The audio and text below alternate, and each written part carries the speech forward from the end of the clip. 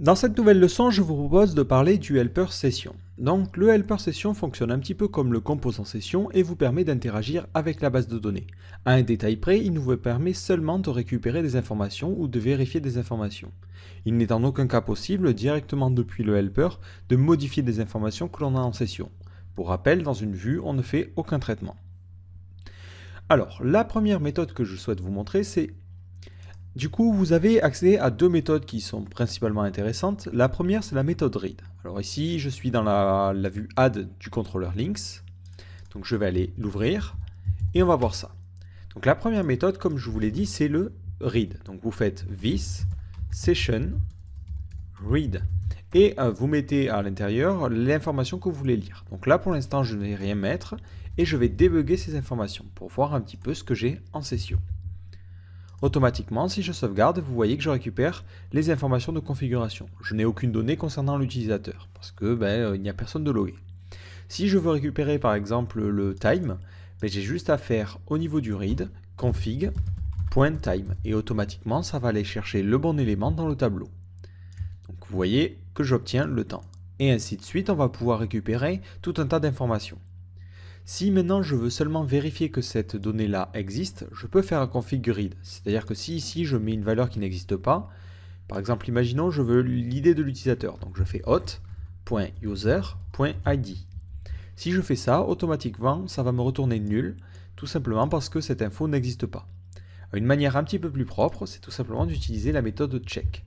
Check vous retourne true s'il trouve une valeur et false sinon. Donc ça peut être plutôt utile si dans une vue, vous avez besoin de faire une condition, d'afficher quelque chose si l'utilisateur est logué et afficher quelque chose d'autre s'il n'est pas logué. Mais une autre méthode qui est plutôt intéressante, c'est la méthode flash. Alors, lorsque l'on fait des traitements, qu'il y ait une erreur ou que tout se passe bien, ce que l'on aime bien faire en général, c'est afficher un petit message en haut du site indiquant que tout s'est bien passé. Petit exemple concret. Ici, je soumets un lien et vous voyez que j'ai une erreur. Le problème, c'est que pour l'utilisateur, mis à part le fait que ça apparaît en rouge, il n'a aucun retour. Il ne sait pas qu'est-ce qui s'est passé. Donc avec les messages flash, on va pouvoir rendre cet élément-là. Donc ça fonctionne en deux temps. Tout d'abord, au niveau du helper, à l'endroit où vous voulez voir afficher un message, vous mettez echo, this, le helper session et la méthode flash, comme ceci. Et vous ne mettez aucun paramètre. Donc si j'actualise, vous voyez, hop, ça ne change rien. Mais ce que l'on va pouvoir faire, c'est utiliser cette méthode-là directement depuis un contrôleur. En fait, ce flash, qu'est-ce que ça veut dire? Ça veut dire si j'ai un message en mémoire, alors je l'affiche et je le supprime. Comme ça, il ne s'affichera que sur cette page-là, et si on actualise la page, il va disparaître. C'est une méthode qui fonctionne en corrélation avec le composant session. Donc au niveau de mon contrôleur, donc c'est le links controller, donc au niveau du add, j'avais mis une condition. Si tout se passe bien, dans ce cas-là, je redirige. Sinon, else, je vais afficher un message flash. Donc pour cela, je fais this, le composant session, et la méthode c'est setFlash. Et là, en parenthèse, je vais mettre mon message d'erreur. Par exemple, le lien, ou ce lien plutôt, ce lien ne semble pas valide. Et c'est tout. Donc ça, automatiquement, ça stocke un message flash qui sera affiché au prochain chargement d'une page dès qu'il trouve la méthode flash du helper session. Donc automatiquement, je resoumets un lien, j'essaie de soumettre, et qu'est-ce que vous voyez? Vous voyez qu'automatiquement, j'ai mon lien qui apparaît ici. Donc évidemment, ce flash, je l'ai mis directement dans une vue, mais on pourrait tout aussi bien le charger dans le layout par défaut. Si vous le mettez plusieurs fois, automatiquement, dès qu'il est utilisé, il ne sera pas re-sauvegardé. C'est-à-dire que là, ce premier flash affiche le message et le supprime. Du coup, dans la seconde occurrence, vu que le message a déjà été affiché et supprimé, il n'affichera rien. Alors, en second paramètre de cette méthode setFlash, vous pouvez choisir un petit layout à utiliser pour afficher ce message d'erreur. Nous, par exemple, on va l'appeler alerte plutôt. Et automatiquement, si maintenant j'essaie de resoumettre un faux lien et que j'envoie, vous voyez que j'ai une petite erreur. En fait, là, je lui demande d'afficher ce message dans un layout alerte. Donc il faut que dans mes vues, dans le dossier Elements, j'ai un fichier qui s'appelle alert.ctp. Et dans ce fichier, il faut que j'ai n'importe quoi. Donc par exemple, on va mettre une div qui a la classe alert-box.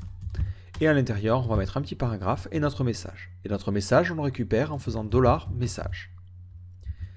Si maintenant, hop, je resoumets des informations, je parcours et je vois bien que maintenant j'ai mon petit système avec le style d'une alert box. D'ailleurs, je n'ai pas besoin de paragraphe tout autour.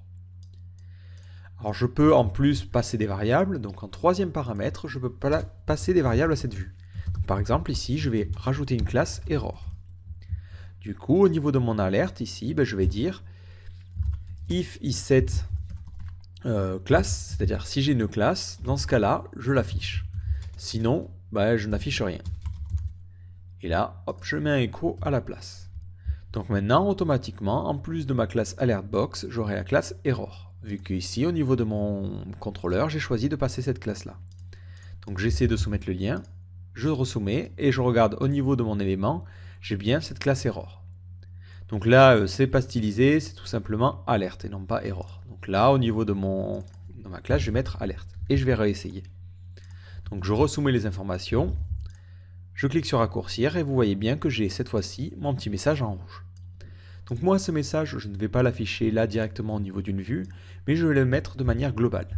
Donc ici, au niveau de mon layout par défaut, donc layout default, on va le mettre juste avant le fetch content.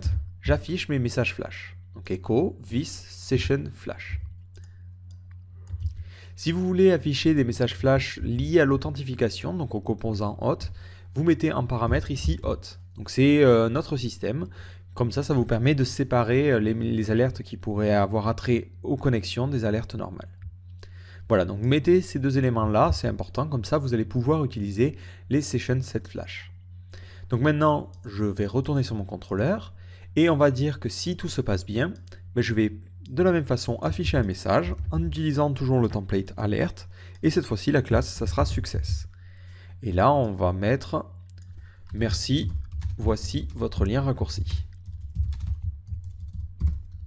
Je sauvegarde, et maintenant je vais actualiser, donc je poste quelque chose d'erroné, je vois bien que ça affiche mon petit message flash, j'affiche quelque chose de bon, donc là on va mettre graphicart.fr, mon lien est valide, je clique sur raccourcir, et vous voyez qu'automatiquement il y a marqué mon petit message avec la classe success. Si j'actualise cette page-là, automatiquement le message disparaît, il n'est affiché qu'une seule fois. Donc voilà, c'est tout ce que je voulais vous montrer sur cette helper session. Alors il y a trois méthodes à retenir. La méthode read qui vous permet de lire des informations depuis la session.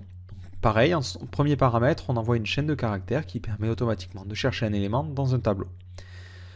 Ensuite, on a la méthode check qui vous permet tout simplement de vérifier qu'un index est défini. Ça retourne true si l'index est défini et false sinon. Et enfin, la méthode importante, c'est la méthode flash. Cette méthode vous permet automatiquement d'afficher un message qui aurait été envoyé depuis un contrôleur. Automatiquement, dès que la méthode flash est utilisée, le message qui a été stocké en session disparaît automatiquement et du coup il ne sera pas affiché sur la prochaine page.